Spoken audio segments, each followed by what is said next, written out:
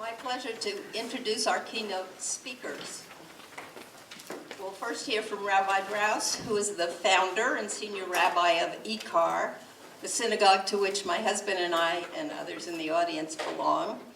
ICAR is a very innovative worship space. I would like to briefly describe to you the experience of attending high holiday services. We meet in a basketball court.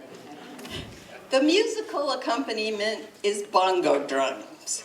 On the holiest of holidays, there is dancing and jumping up and down, which Pastor Smart said you do in the black churches too. But don't think that the services are not serious and devout. As the webpage says, we are irreverently pious. Under Rabbi Brous's leadership, ICAR is actively engaged in our Los Angeles community. To cite just one, but a very immediate example, the parking lot of ICAR's new office and event space is currently being shared with homeless people living in their cars. ICAR is also participating with 2 churches providing free use of laundry facilities for people with limited means. Rabbi Brous has lent her voice for multi-faith justice work. Her thoughts and words have been received widely and shared in her 2016 TED Talk, Reclaiming Religion, which has been viewed by more than 1 million people and translated into 22 languages. She was called upon to bless President Obama and Vice President Biden at the inaugural prayer service in 2013, and our Mayor Eric Garcetti at his inauguration in 2017. She spoke at the Women's March in Washington, D.C., and at the opening of the National Memorial for Peace and Justice. Her awards are too numerous to recite. To add to it, to all this public recognition, she is married to David Light, her accomplished and supportive husband, and is the mother of 3 wonderful children.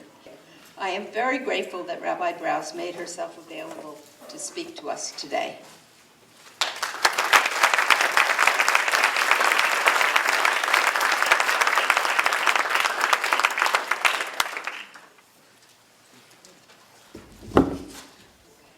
Thank you, Patsy, for that beautiful introduction. It's really a great honor to be here today.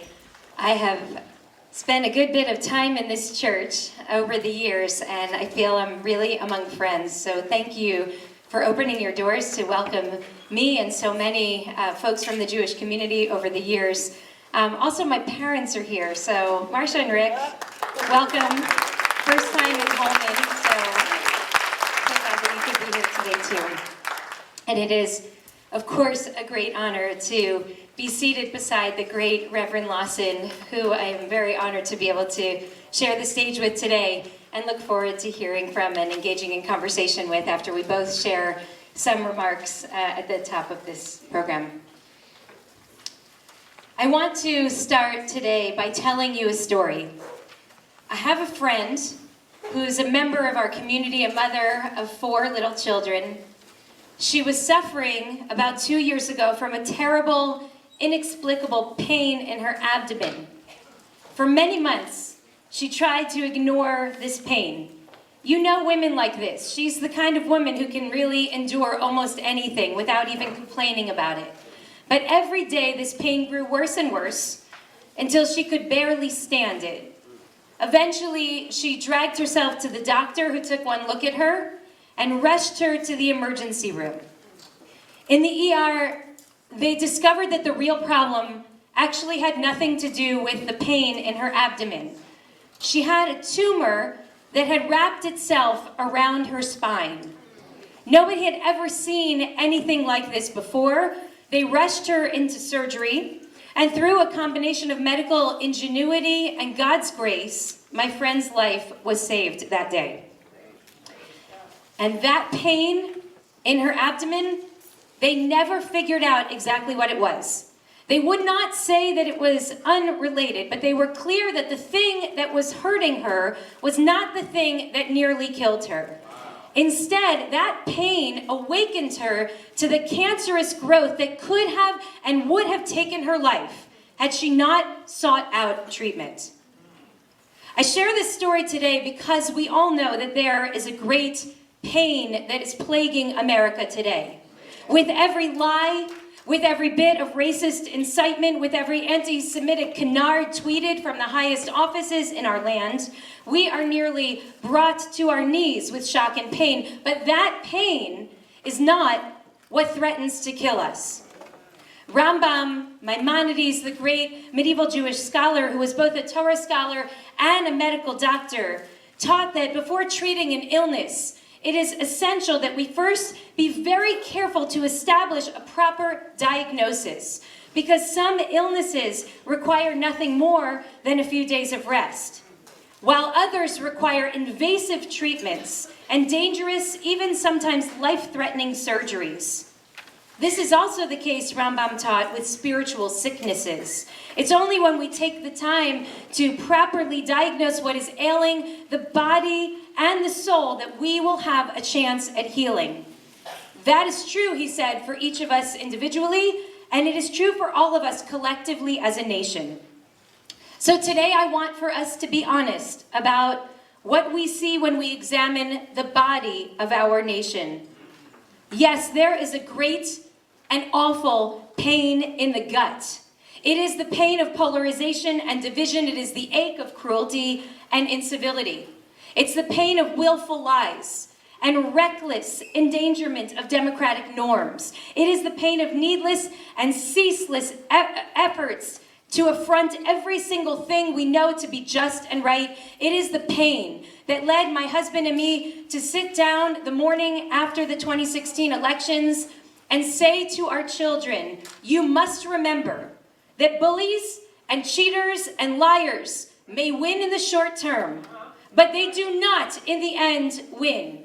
From this point forward, we must turn this house into an oasis of love and justice. As the world gets more hateful, more dishonest, and more dangerous, we must become even better versions of ourselves, more patient, more compassionate, more loving. Because in the end, it is only love that wins. And my kids were incredibly kind to each other for about 10 minutes that morning, which I considered a great parental achievement. The pain that we feel as a country today is real, but those most flagrant symptoms are only a hint of what is actually threatening our lives, our democracy, and the planet. It's important that we understand that, because at some point the pain in the gut will go away, whether by impeachment or by election. And when it does, we will all breathe a sigh of relief. We will be more than ready to go back to business as usual. But our problems will not be solved unless and until we rout out the real sickness in the body, which is not only at the top but permeates every single part of our collective system. The body of our country is now on the examination table. And when we really look, we see that a cancer has wrapped itself around the spine of our nation. It is the cancer of white supremacy, a disease that has festered and metastasized at the heart of our nation from its founding.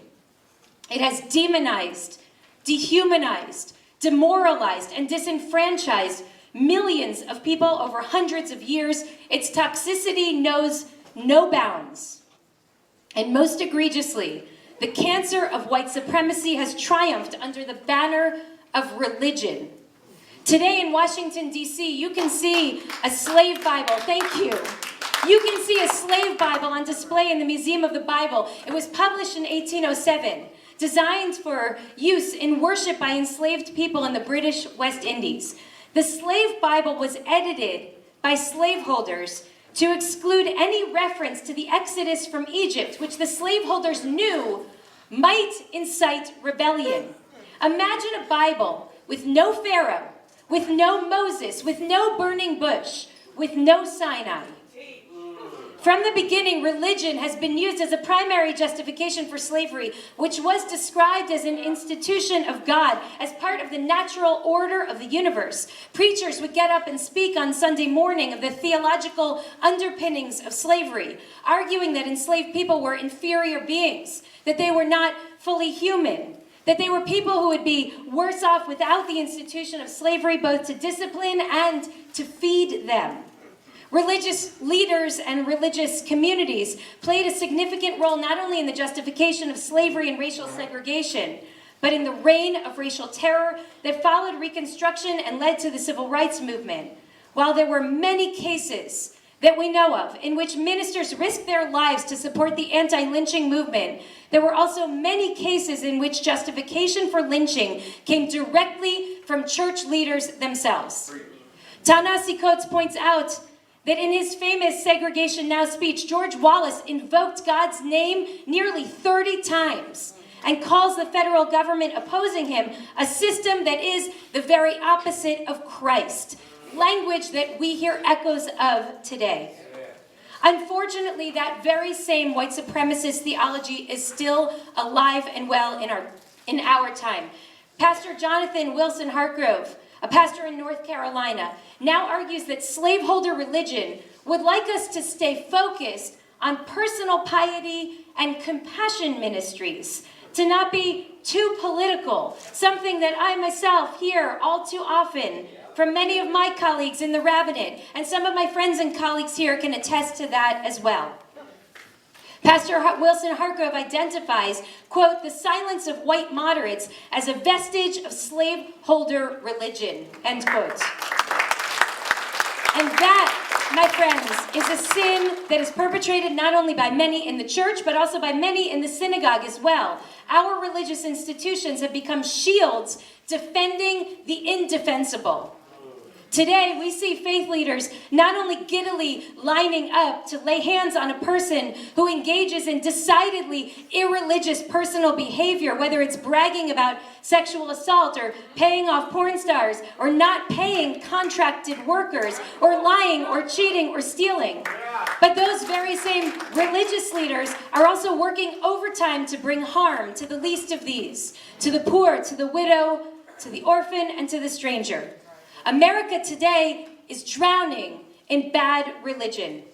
And bad religion fuels and is fueled by the cancer of white supremacy, now again erupting in the public square. In America, as we know, there has been a significant rise in hate crimes related to race, ethnicity, religion, and sexuality over the past 3 to 4 years, much of which can be attributed to this resurgent white supremacist movement. The rise in anti-Semitism, which Dr. Cohen alluded to earlier, manifesting most terrifyingly in the massacres in Pittsburgh and Poway, corresponds to this broader trend. I want to be clear that all manifestations of anti-Semitism are dangerous, even when they come from among our allies.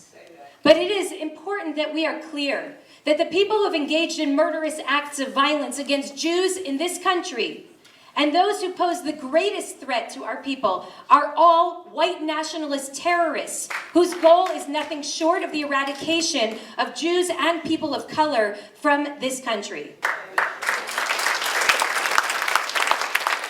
These white nationalists abide a particular brand of anti-Semitism that was honed over centuries in Europe and has now successfully migrated to the United States. This is a right-wing, nationalistic anti-Semitism in which Jews, the ultimate outsiders, conspire to commit a white genocide by undermining systems of white power through funding and supporting people of color and movements for social change.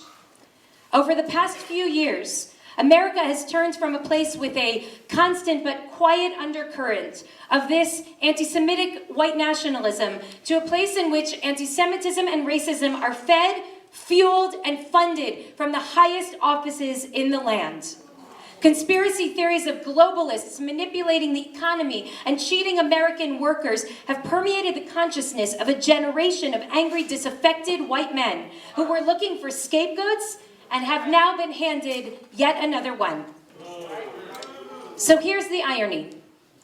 Good religion stems from precisely the same biblical narrative that the white supremacists used to justify their bad religion. Those sections that were excised from the slave Bible form the core narrative, the meta-narrative that is at the heart of our faith. Activists from abolitionists to civil rights leaders were often people of faith, whose belief in God and whose reading of the Bible compelled them to resist the norms of slaveholder religion and affirm the sanctity of all human life and the dignity of all of God's children. The core story of my faith is a redemption story, the story of the Exodus from Egypt, in Hebrew Yetziat Mitzrayim, literally the emergence from a narrow place. That story forms the theological, ethical, and psychic foundation of the Jewish experience in the world, animating and sustaining our people for thousands of years. It is embedded in our liturgy and our calendar to such an extreme that it is clear that it is designed to affect everything from what we eat to how we pray to our heartache when reading the newspaper every morning. And it stands at the very heart of the teachings of both Dr. Martin Luther King and Rabbi Abraham Joshua Heschel, and so many others who fought for liberation and redemption, not as political objectives or philosophical abstractions, but as mandates of their faith and moral imperatives. It is at its heart not a story of oppression and enslavement in Egypt. Only a few verses in the first couple of chapters of the book of Exodus describe hundreds of years of debasement and dehumanization. It's also not a story of arrival in the Promised Land. As the book of Deuteronomy ends, Moses dies on top of a mountain, looking out at but never actually reaching the land of Canaan. Instead, this story is consumed with dreaming of, planning for, and walking toward the Promised Land. It bears testament to the inextinguishable yearning, both human and divine, for freedom. It focuses on the tedious, protracted, and unfinished process of becoming free from oppression. It is a work in progress, and it endures because the journey from degradation to dignity remains an ongoing struggle to this day. This story, at its heart, establishes the eternal truth of the triumph of freedom over slavery, of dignity over degradation, of liberation over systematized oppression. In a world of cruelty and injustice, this story is a testament to our inextinguishable yearning, human and divine, for freedom, for equity, for equality, for hope in dark times, and for sacred responsibility in times of light and possibility. This is a radical story, and it makes the religious life a perpetual, unfinished moral and spiritual revolution, a testimony to the centrality of human worth and human dignity in a world of human cruelty and degradation, a testimony to the possibility of change in a world of spiritual and political intransigence and stagnation. Which brings us back to today. This story, the story of the Exodus from Egypt, is the most powerful counter-testimony to the politics of hatred that fuel the white supremacist lie that today endangers our communities and sickens our nation. Even as all of our communities are now experiencing profound vulnerability, it is critical that we remember that none of us is alone, that good people everywhere are under attack amid the broader cultural trend of hatred and demonization of minority communities. White supremacy and extremist violence targets Jews, Blacks, Muslims, Latinos, LGBTQ folks, immigrants, refugees, and it also targets not only synagogues, but also churches, mosques, Sikh temples, schools, and Walmarts. And they are not only destroying people's lives, but are also threatening to undermine our democracy and to unravel the entire social fabric. So in light of this reality, today we recall the Exodus narrative, and we reaffirm that the only moral choice today is to stand together, to deepen our bonds of connectedness, to work together to overcome the hatred that weakens and ultimately endangers us all, to walk together from darkness to light.